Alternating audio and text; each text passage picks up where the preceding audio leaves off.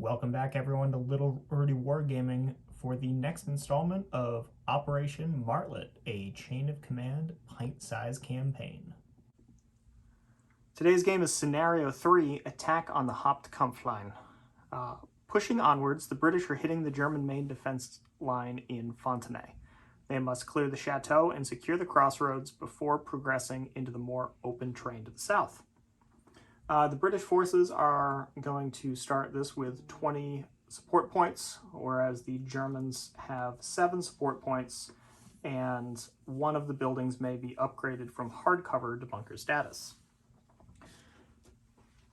So for the patrol phase starts, the German player will have 4 patrol markers starting at the crossroads. The British can have 3 or 4 anywhere along the table edge, and they can be spread out so long as they're at least 12 inches,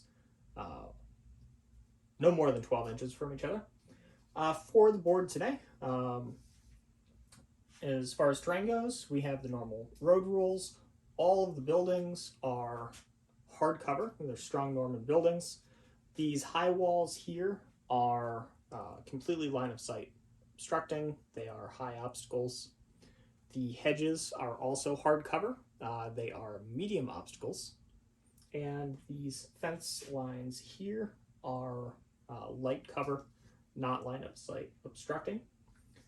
For the trees, these large areas of trees are going to be light cover as well.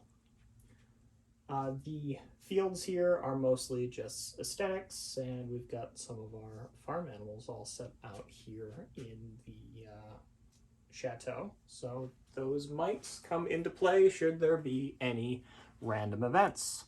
Now, let's take a quick look at the armies, since there have been some updates. Okay, so here we have the slightly reorganized British platoon from the Royal Scots Fusiliers.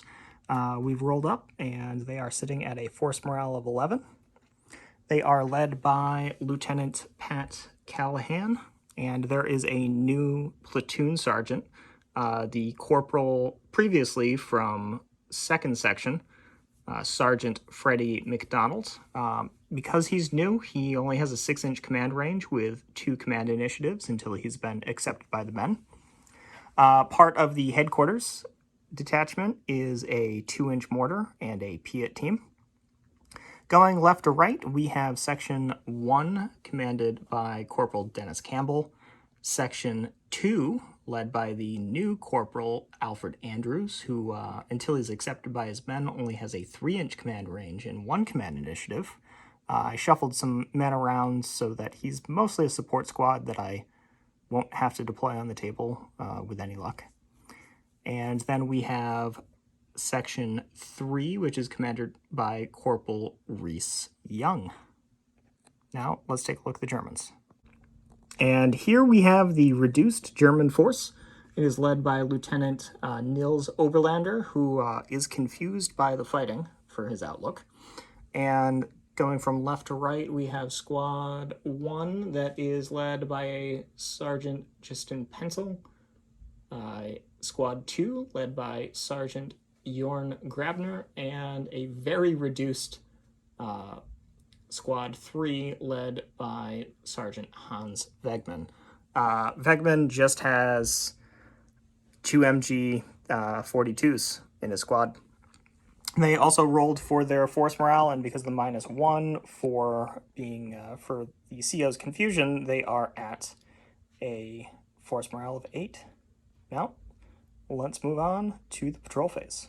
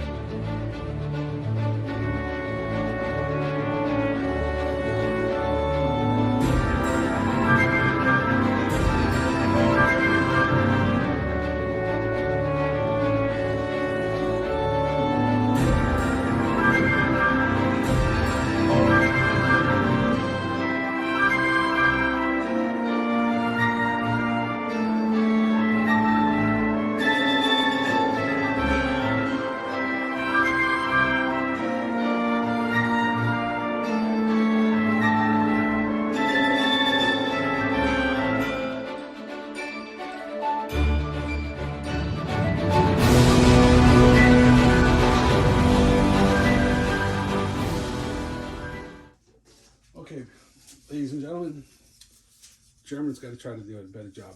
We haven't done so hot this game. And forgetting my entrenchment from my tank last week, that wasn't so hot. So this week we'll make sure I don't forget my support points.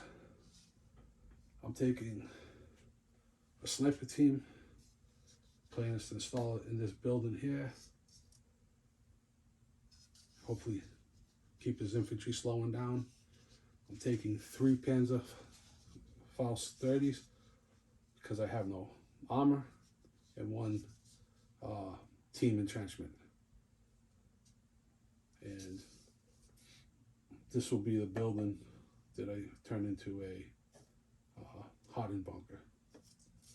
And hopefully I can make them not win the table on the first turn. Okay, British plan. So I managed to get a pretty good forward deployed jump off point up here. However, gotta worry about a German one right over here, so that might get a little hairy. Got another one right back here behind these fences and light cover, and then I've got another one back here in the kind of forested area. So for support, I'm taking 3 M4 Shermans because he no longer has a Panzer IV, and his anti-tank options are very, very limited. So my plan is to roll those down, and since I'm taking 3, one of them is going to be a senior leader, so that's going to be really easy to get them moving. So just roll them down around here and probably force him to get infantry into these buildings to prevent this jump off point from being overrun, and just shell the buildings as much as I can while trying to stay outside of his Panzerfaust range. So I'm probably going to be deploying most of my assault from here, and then back here I can probably stick a senior leader, most likely my platoon sergeant, since his ability is a little diminished, with my final support option, which is going to be another 2-inch mortar. So he can run the mortar sections with the diminished squad as just fire support from here. And yeah, my plan is to just force him to have to do something over here and pummel him with HE from those Shermans. So let's see how that will play out. Okay, so with the British being the attacking force and higher force morale, get the first phase. Go. All right. We got 3 pips on the chain of command, 2 and a 4. Yeah. I'm gonna pass on that. So German roll. And keep in mind the Germans still have the preparatory bombardment that they've got to deal with. All right, so a single 5 and a single 6. Well, they don't do anything. And 1, 2, and a 3. Ted passed, which I can't say I blame him. This is going to be a really cagey match for the Germans. But here we go with the... Well, that's actually really bad for me because preparatory bombardment over and a senior leader. But it's going to be some random stuff happening, and we'll get back with what that is. So the random event was a member of the French resistance told me that there's Germans in the chateau. I kind of figured there were, but help is appreciated. And with the 4, I brought a senior leader on. I'm just doing a stand-in for a normal Sherman M4, but this Firefly model is the tank platoon commander. So it was a double phase, end of turn, there goes my barrage, next phase. What the... Okay, I have a full chain of command point. A 1 and a 3.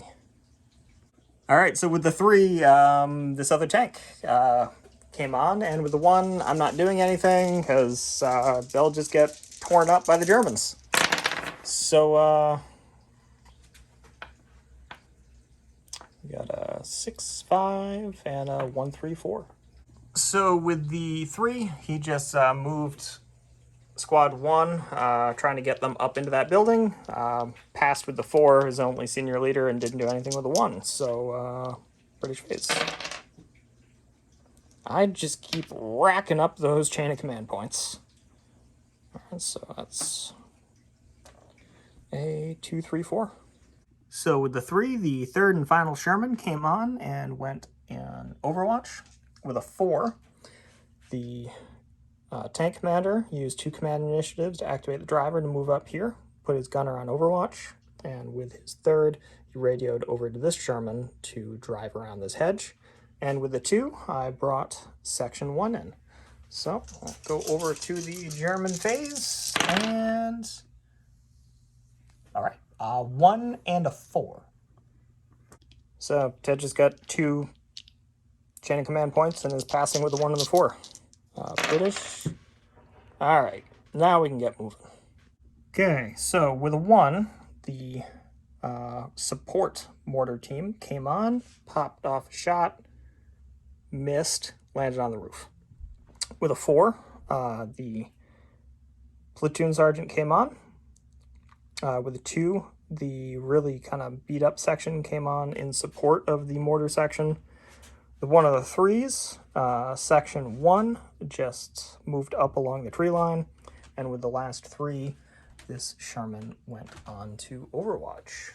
So we move on to the Germans, and they get a 2, 2, 3, 3, 5, and they should be able to do something with that this turn. So with a 2, squad 1 got through the door and is now in this front section here of the building.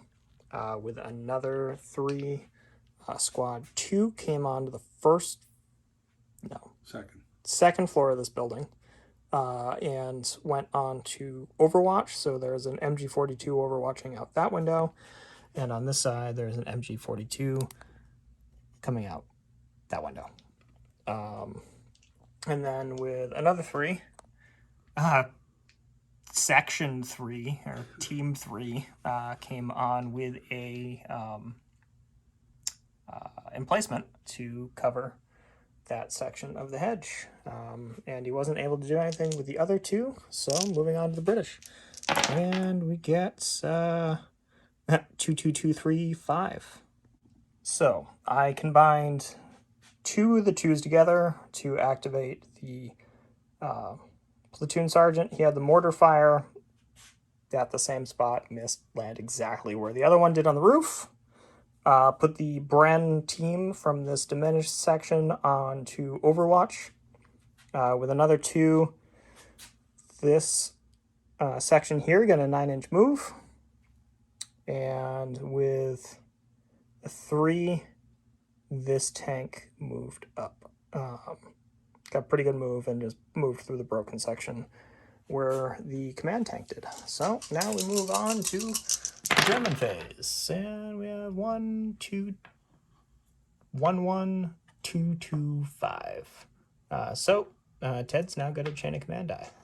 So he combines 2 of his 2s to bring on his senior leader there, and I'm gonna close my eyes. I'm gonna show you guys where a sniper came in.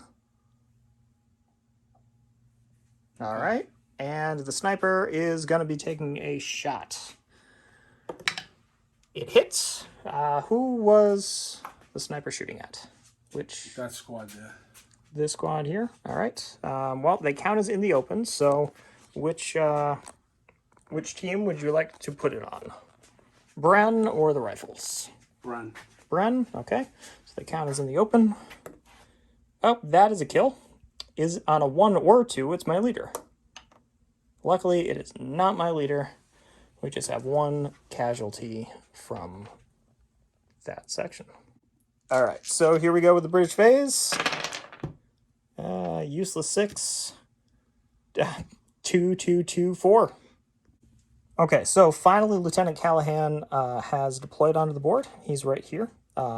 With another 2, this section got on off the jump-off point, and Lieutenant Callahan had the other squad that's now with him run up, pull the shock off.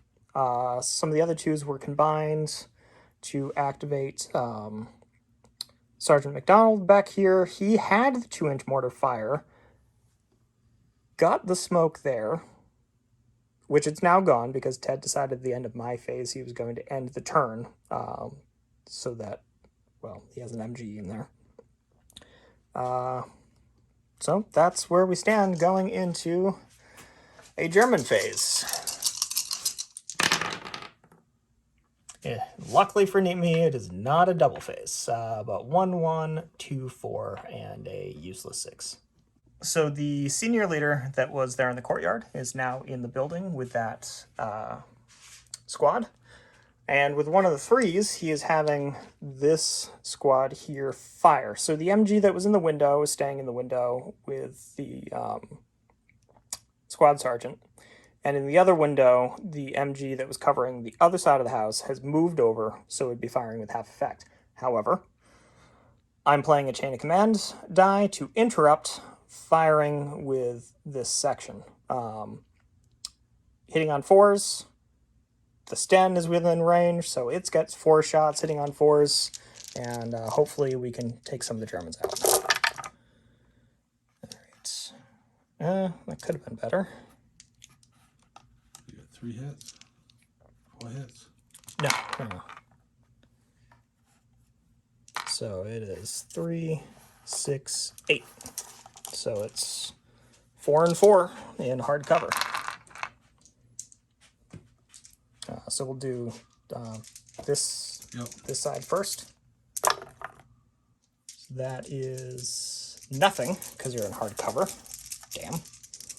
The other one is a kill. Is it your sergeant? It is. Your sergeant is hit. What happens to him? He's killed. Okay. So that's 4 less dice coming at me. Awesome. And we'll add up the German dice. Oh, that's also a bad thing happens. So a 5. So junior leader killed on a 5 with -2. And here's the Germans' 12 shots. Needing 4s, 5s, or 6s. And for DAC dice, that was merciful. 1, 2, 3, 4, 5, 6, 7. All right, so I'm going to have to allocate those because there's lots of section teams around there. This will take a second. All right, so we've allocated them, and we'll start with the ones in the open. For the open ones up front, so we'll start with 2 on the rifles. As a dead and a shock on the rifles. On the Bren team, as 2 points of shock on the Bren team. The Bren team that's in light cover is nothing. And the rifle team that's in light cover is a dead. Okay, so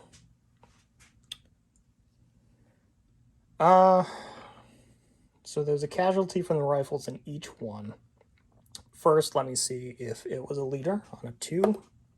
Okay, no leaders are hit. And we'll get that all marked up. All right, so with that all marked up, move on to the British phase. And is a double British phase. That's not what I needed. No, Ted, that is not what you needed. I have a 2 and a 3. All right, so with the 3, section 3 just had a point of shock pulled off the Bren team, and they moved up to get right outside that house. And with the 2, the other section with Lieutenant Callahan attached, just jumped over the fence. We move into the British double phase. Okay, so 2 3s and 2 4s. Okay, so to start off, Lieutenant Callahan is going to use all 3 of his command initiatives to have this man right here up at the front throw grenades into that window. So he's right up against the building. Need a 4 or higher on 2d6 to get them through that upstairs window. So first grenade, okay, goes in. Second grenade, goes in. Last grenade, goes through the window. So that will be 9 hits on the squad in that building. All right, so with the 9 hits, this squad, on my right or your right? My right. Okay, so the squad close to the chimney has 2 men killed and 3 shock. And the other one has 2 men killed and 1 shock. So we will get that all sorted out. All right, so with that, the 2 remaining MG crewmen broke, and they ran downstairs and out the back of the house. He rolled a 4 on his bad things happen, which reduced the German morale by 2, bringing them down to 4. So with one of the 3s, the section here, the junior leader pulled a point of shock, tried to get into the front of the building, but I rolled a 3, so just moved up, sort of bottlenecking this area. With a 4, I activated this senior leader here. He drove up 1 inch, which was just enough. We got this nice handy-dandy little laser thing that, going directly down the barrel, managed to get a shot onto this emplacement. So that's these 2 of the command initiatives. And actually, with the other command initiative, I'm going to activate this tank, because I forgot I still have a 3 to activate that tank. So it's going to fire, and then I'll move these, and we'll come back with whatever that's doing. But 6 HE into that diminished squad there, needing 4 plus. So that is 3 hits. Hard cover reduced to light cover. Because 2 on 1, 1 on the other. Yeah. Nothing. Nothing. All right. And we'll get back with the... Actually, we'll just do the other firing now.